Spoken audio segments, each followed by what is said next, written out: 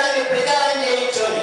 అలాంటి మన యొక్క ప్రాచీన ఋషుల యొక్క పరంపరలో కొనసాగుతున్నటువంటి వేదాన్ని ఈ రోజు వరకు నిలబెడుతున్నారంటే ఈ రోజు మన ముందర మన పక్కన ఉపస్థితులైనటువంటి విష్ణువర్ధ రామచంద్ర పౌండరీక యాజకుడు గారు లాంటి మహామహిమ